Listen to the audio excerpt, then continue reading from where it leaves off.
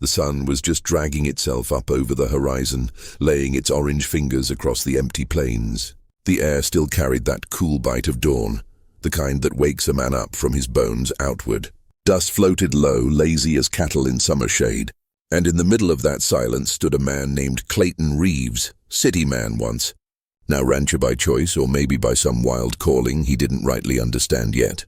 He'd come west to buy himself a ranch. Didn't know a steer from a stump, truth be told, but something in him said a man's got to earn his land, not rent his life. He'd sold his business back east, packed what little he had that mattered, a few tools, an old saddle, a photograph of a boy he'd barely learned to talk to, and pointed his wagon toward the stretch of dry earth the locals called Broken Spur. Now, as he stood at the gate of that ranch, his new kingdom of dust and thorn, he took in the sight of it.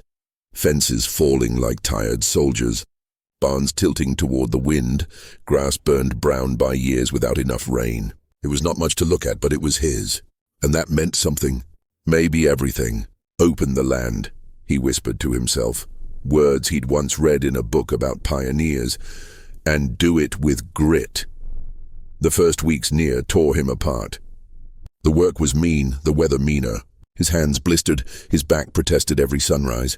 He learned fast that cattle don't care about your dreams, horses don't take kindly to men who hesitate, and the land won't forgive weakness. Out here you bend or you break. He fell asleep most nights by the dying light of a kerosene lamp, hat tipped over his eyes, dreaming of the boy he'd left back in St. Louis. Young Ben, 10 years old, with a mind sharper than his daddy's and a heart harder to reach than any wild stallion. They hadn't spoken proper since the boy's mother passed. The house had gone quiet after that, so quiet Clayton had run west to find something louder than his grief. But that silence followed him even here. The wind through the mesquite, the mournful lowing of cattle, all of it sounded like memory calling. One evening when the stars began their slow rise and the coyotes started up their song, a stagecoach rolled down the dirt road toward Broken Spur. The dust cloud behind it looked like smoke from a cannon. The driver hollered, the horses slowed, and a small figure stepped down, suitcase in hand, hat too big for his head. Ben. The boy's eyes were wide, but not afraid. He looked at the ranch, at the fences, the rough-hewn house, then at his father. "Ma's sister said I ought to come stay," he said. "Said you might need help." Clayton swallowed the lump in his throat. He didn't know whether to hug the boy or apologize for the years between them. Instead, he did what cowboys do when their hearts are cornered. He nodded, slow and steady. "Reckon I could use a hand," he said.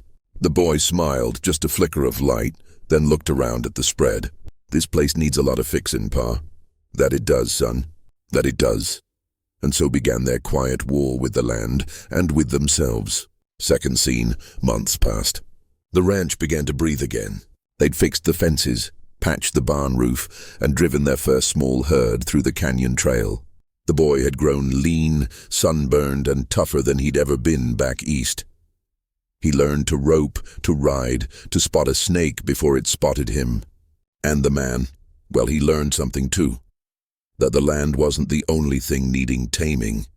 One morning, after a storm had rolled through like God's own fury, they went out to check the herd. Mud sucked at their boots, and the air smelled of wet sage and lightning. A calf was missing, lost somewhere down by the gulch. Clayton mounted his horse and motioned for Ben to do the same. "Stay close," he warned. "I can handle it," Ben said, voice half pride, half plea.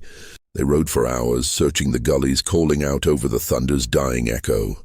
When they found the calf, it was stuck knee-deep in mud, bleating soft and scared. Ben slid off his horse without a word and trudged toward it. The ground gave way, sending him sprawling face-first into the muck. Clayton's heart jumped. He moved fast, pulling the boy up by the arm, both of them caked in dirt and rainwater. Ben looked up, eyes wide and angry. "Don't!" he shouted. "I can do it myself." Clayton froze. The wind caught his hat and flung it down the ravine. The boy's words hit harder than the storm. "All right then," he said, stepping back. Ben went at it again, hands shaking but stubborn as a mule. It took him near 20 minutes, but the calf came free, bawling as it stumbled to its feet. The boy grinned through his exhaustion, and in that moment, Clayton saw it. That same fire his wife used to have, the kind that won't quit even when the world's got its boot on your neck. They rode home slow, the sun breaking through the clouds. For a long while neither spoke. Then, halfway across the pasture, Ben said quietly, "You didn't have to come get me from the mud." "Maybe not," Clayton said, "but I wanted to." Ben was silent, then looked out at the horizon. "You think this land ever gets tired of being fought over?" Clayton chuckled. "Son, the land don't care who wins. It just waits. You fight it long enough, you start to see it's not about beating it. It's about belonging to it." They reached the fence line, and Clayton stopped his horse, looking out across what they'd built. The barn standing proud now, fields greening after the rain, the windmill creaking in rhythm with the heartbeat of the plains. "This here's what grit looks like," he said, voice low, almost to himself. "It ain't just muscle or sweat. It's staying put when running be easier. It's looking at something busted and saying, 'I can fix that.' It's learning to start over every single day." Ben nodded, eyes bright. "Like being a father," he said. Clayton smiled slow, like sunrise after a long night. "Yeah, boy. Exactly like that. That night as they sat by the fire. The sky wide open above them and the stars scattered like spilled salt. Clayton took out the old photograph, the one of his wife. Her arm around a much smaller Ben. He handed it to the boy. "She'd be proud," he said. Ben looked at it for a long time. "You think so?" "I know so. Took grit for her to love a fool like me, and it's gonna take grit for me to do right by her now." The wind blew gentle, carrying the smell of mesquite smoke and promise. "Open the land," Clayton murmured again, "and do it with grit." Ben leaned back, eyes on the stars. "Guess we already are, Pa." Clayton looked at him, really looked at him, and for the first time in years, the ache in his chest eased. The ranch had taught him plenty about fences, cattle, and weather, but it was the boy who'd taught him how to mend something truly broken. The plains stretched quiet and endless. The fire cracked and whispered, and somewhere out there the land listened. Patient, forgiving, waiting for the next sunrise and the men who dared to meet it. And in that silence, between father and son, between earth and sky, the west breathed again. The fire burned low that night, crackling gentle beneath the dark sweep of the prairie sky. Coyotes called in the far distance, lonely, echoing cries that seemed to belong to another world, older and wilder than the one man tried to shape with fences and fences again. Clayton sat there for a long while, staring into the flame, feeling its heat lick his face, listening to the steady rhythm of his boy's breathing beside him. Ben had fallen asleep wrapped in a blanket, his hat tipped over his eyes, boots still on, too proud to admit the day had drained him. Clayton smiled faintly. The boy was turning into a man right before his eyes, one stubborn sunrise at a time. The ranch was quiet, the kind of quiet that only comes after hard work done honest. Out there, somewhere beyond the ridge, the cattle were settled. The windmill creaked, drawing up water slow and steady from the well. Even the stars seemed to hang lower tonight, closer, as if listening to the thoughts rolling around in Clayton's head. He thought of the day he'd bought the ranch, how he'd stood in front of the bank clerk, hands rough from city work that never really built anything, and signed his name to a piece of paper that promised land he didn't yet deserve. Back then, he'd believed the price of the West was gold and grit. Now, looking at his son sleeping by the fire, he knew better. The real price was patience. It was learning how to love something that didn't always love you back. The land, the weather, your own blood. Morning came slow and gold, spilling light across the plains like honey. Clayton woke to the sound of a hammer. He stepped outside to find Ben already up, patching the barn door that last night's wind had nearly torn free. "You're up early," Clayton said, voice still thick with sleep. "Sun ain't gonna wait for us," Ben answered. Not looking up, Clayton laughed, a deep, honest sound that came from somewhere he hadn't known was still alive. As the day wore on, they worked side by side, fixed the troughs, checked the fencing, mended what the storm had broken. There was rhythm to it now, a kind of silent conversation in the clink of tools and the thud of hammer against wood. Every swing, every shared glance built something bigger than the ranch. It built trust, maybe even love. By noon, the heat rolled in heavy. They stopped by the windmill, washing their faces in the cold, iron-tasting water. "Pa," Ben said suddenly, "you ever think about going back east?" Clayton wiped his brow. "Not anymore. Nothing back there for me but ghosts." "You ever wish you hadn't come here?" Clayton looked out over the land, the broken hills, the dry creek beds, the wide stretch of earth that still hadn't fully forgiven him for trying to tame it. "I used to," he said finally. "First year, I thought I'd made the biggest mistake of my life.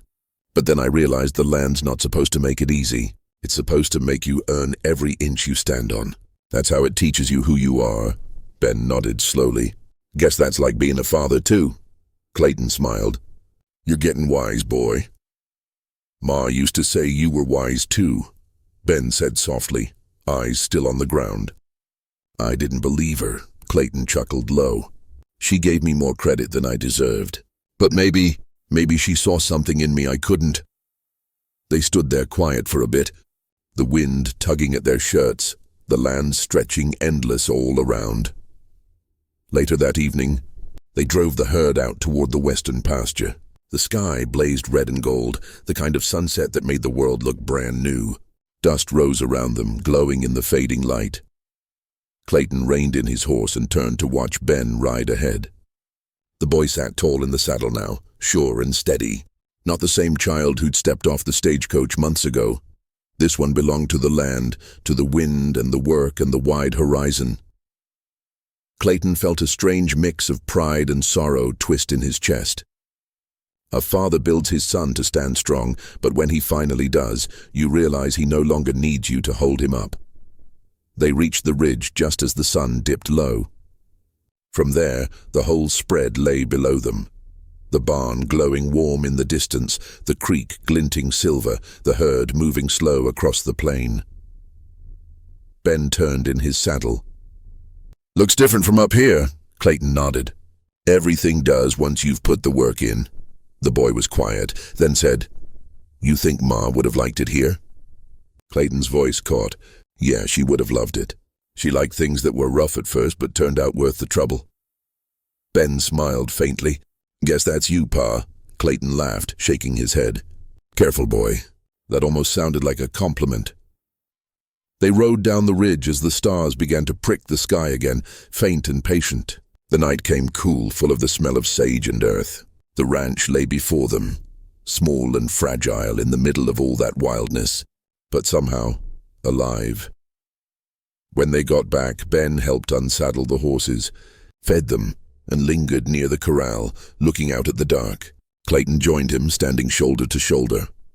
"Pa," Ben said after a while, voice quiet as the night. "I think I want to stay, not just for the summer. For good." Clayton didn't answer right away. The wind brushed past, carrying the soft lowing of the herd, the whisper of the prairie grass. "You sure?" he finally asked. Ben nodded. "Yeah, this place, it feels like it's part of me now." Clayton swallowed hard. "Then it's part of both of us." The boy looked up at him, eyes steady. "You think we can make it work?" Clayton looked out over the ranch. His ranch. Their ranch. The land that had broken him and built him back twice over. With grit. "Son," he said, "we can make anything work." They stood there until the moon climbed high. Two silhouettes against the open west. A man who had learned how to be a father and a boy who had learned what it meant to be a son. And somewhere in that vast, breathing silence, the land seemed to settle around them, whispering what it always whispered to those who dared to claim it. Open the land. Do it with grit.